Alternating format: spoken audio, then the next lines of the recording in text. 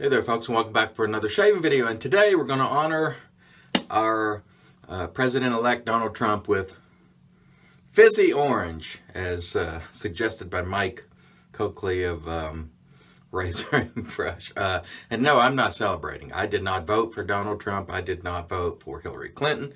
But I'll get into some of the reasons why I think he won. I always felt and by the way, this is a great soap before I get into the rest, by KShaveWorx.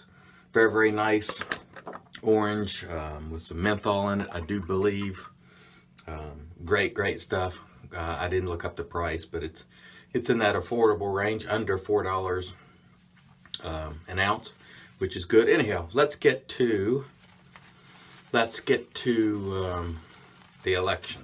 And I'm as shocked as anyone. I did not see it coming. For a long time, I've been saying that Hillary was going to win, and at one time I thought as much as 10 points, but then when the FBI leak thing came out, I thought it would be less, maybe 5, and I was wrong. And when you're wrong, and I did not see it coming. I'm way wrong. But let me tell you why I think it happened, or at least in part. One is, you had Hillary seemingly at about every step seeming to mock, if not herself, her surrogates, and through the leaks, seeming to mock middle America, or working class Americans. She, in fact, herself called them a basket of deplorables, Trump supporters, which motivated them even more to get out to vote. And then there were emails where she mocked, or not her directly, but her surrogates mocked the Catholic religion and religion in general. And throughout her campaign, there was an undertone of elitism, like as if they were looking down on working class people. And that's the message that she sent. Whether she intended to or not, she did. Hold that thought for just a moment while I wet the face. Anyway, so you have, all of middle America, or a big portion of it, feeling that they're being mocked, and constantly you had this, sort of insulting attitude towards those folks. Always mocking them over their religion, their guns, and all the rest of it. And not only by her, but by the establishment Republicans as well. And I think the message they sent is, we're tired of your crap. That message was sent to the establishment Republicans as well, because they did not get behind Trump by and large. And so the people sent the message to both Hillary and establishment Republicans that you cannot take us for granted. We matter too. And I think sometimes if you're outside the, New York City or the urban centers in California, people tend to lose sight of the fact that a lot of America is, rural and easy for you to say, huh? That's a hard word to say, at least for me. Anyway, and just as an example on firearms, a lot of people don't live in these major cities where you can call a police officer and they're a block away or 2 blocks away. Some people live in areas where they might not get there in 30, 40 minutes or longer. And so, to these people, Second Amendment rights are very important, and to me they are. Also, a lot of these are working class people. And the reason Trump's message appeals to them, because they want their manufacturing jobs back. Are they going to get them? I don't think so. I don't think Trump is going to make a big difference in that area. I'll be honest with you. But I can understand how that would appeal to people who have lost their work by and large. Stand by for just a moment. The same thing happened in this state here, West Virginia. Hillary Clinton got on the stage and said she was, nearly verbatim, said she was going to put coal mines and coal miners out of business. She never stood a chance at winning this state after she said that, no matter what.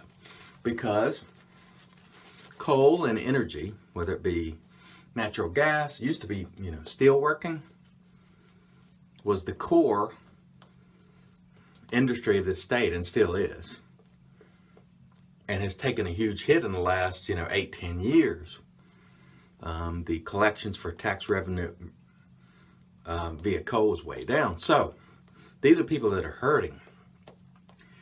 These are people that are hurting, and you have to understand, a lot of people that aren't from Appalachia don't understand this.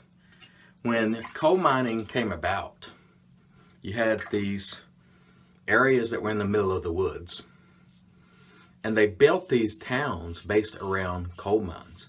And literally these cities sprang up around the coal mining industry to support the mines. And so what happens is when those mines shut down, these economies in those areas, the local economies, just are destroyed. And so you have people all over this state who made their living via the coal industry. And they bought their homes in those areas. And then something happens, coal mines goes out of business, and there's nothing for them anymore. Those communities can't support the businesses because the miners aren't working. They were in the middle of the woods. There's nothing else for them to do work-wise. So when you get on stage and you talk about we're going to put coal miners out of business, you're talking about this entire state. That's our primary tax. That's where most of our tax dollars come from, coal. So she was going to lose this state no matter what from that point on. She could never redeem herself. Then on top of that, you get up on stage and you call people deplorables, you mock their religion, and you appear to be looking down your nose at them. That is not a message that will go over very well with blue-collar workers. And that's something I think the Democrats and Hillary specifically and the media failed to understand. Stand by for past 3. So as a result, not only did Trump win the presidency, but both houses of Congress went Republican. Most of the governors went Republican. So those people who I believe felt mocked and insulted came out in big numbers. Not only because they felt mocked and offended, but that was part of it, to be sure. So in my opinion, Hillary shot herself in the foot. It blew up in her face. Other reasons why people voted for Trump. They want their old manufacturing jobs back. I don't believe they're going to get them, but they want them. And you can understand that. These used to be really good jobs. Automobile manufacturing, like Detroit. All leaving the country, going to Mexico, and all over because the labor is cheaper and all the rest of it, and they can sell it back to us at the same price. His message of bringing those jobs back is a powerful one for middle class or blue collar workers who used to do that type of work, who can no longer get that type of work. If you worked in an automobile manufacturing plant and you had that skill set and that manufacturing plant pulls up, there's not very many places in this country you can go today to get another job doing that, which is a good paying job. And so for those people, the message that, hey, I'm going to bring those back, that's powerful. And you can't blame them for wanting to get back to work. And then you have the people who, they believe strongly in their Second Amendment rights, as I do. And there are many, many other reasons. Taking care of veterans. I have a family member that was a lifelong Democrat. Had never voted for a Republican president, ever. Close to 70 years old. And he told me, based on Second Amendment rights, based on veterans, based on keeping jobs here, and a few other things, is why he was going to vote for the first time in his life for the Republican president. It had nothing to do with immigration. It had nothing to do with racism. It had everything to do with the economic message, as well as religion, his belief in God. And he felt strongly that, those things, in addition to being mocked, was reason enough to vote for Donald Trump.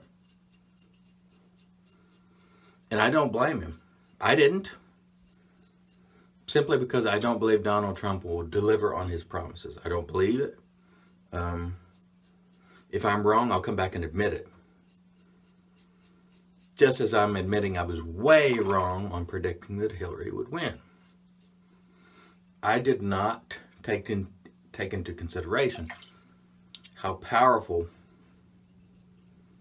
both Trump's message of getting those jobs back and Hillary looking down her nose at people. I woefully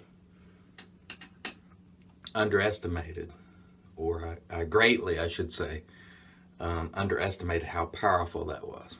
All right, that was 3 passes. Stand by and we'll come back for the post.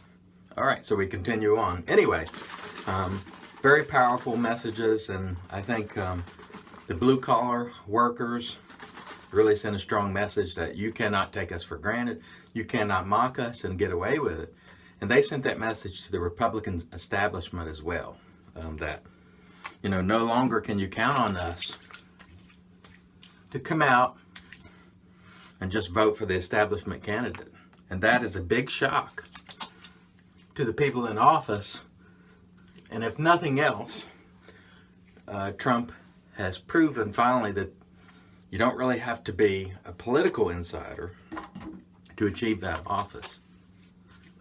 Now, that said, he's a member of the club, let's be fair, but this comes as a big shock to establishment Republicans all over the country.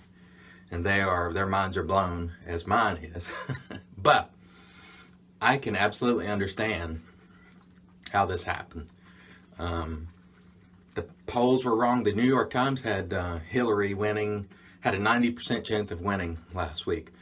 Most of the polls were wrong instead of the LA Times. Ironically, the LA Times had it right. And, the Los Angeles Times is not known for conservatism. So they weren't rooting for Trump to win. But, wow, it's a shocker. And I was wrong. And I'll fully admit it, and I think I know why I was wrong. Like, it's for the reasons I mentioned. People want those jobs back, and they don't want to be mocked. And the message is sent, and I hope the establishment politicians all over this country receive that message, that you can't mock us, you can't look down on us, and all the rest of it. I hope they receive that message. All right, today we're going to use RazoRock Don Marco Orange. And this orange thing is because, Trump's kind of looks like a tangerine, some people says, and I'm not making fun of him. He looks like he has a spray tan all the time, sort of this color. So we went with the orange shave today. Bottom line is, I hope the President of the United States is successful. Not necessarily successful in all his policy initiatives, although I do agree with many of them, with respect to bringing the jobs back and all that kind of stuff. But I hope he's successful at keeping, America safe, having good relations, with other countries to the degree we can. We can't always be, best friends with everyone. I understand that, but maybe this will change things. I mean, trying to look at the positives here, having someone who's not a lifelong politician in there, maybe things will change up a little bit. I don't know. We can only hope for the best. I didn't vote for him, all right? But he is our president-elect and will be our president. So you have to get behind him in terms of hoping for the best. I don't necessarily expect that he will deliver on his promises. I'm just going to be honest with you, but we shall see. I am partly happy. And the reason why is there were so many smug politicians and so many smug media members who looked down their nose at everybody. So in a way, I'm glad to see them have to eat some crow, as well as me. Because I got to eat crow. Because I had it wrong. I believed the polls. I really underestimated the power of Trump's message. All right, having said that, as always, let's make America shave again.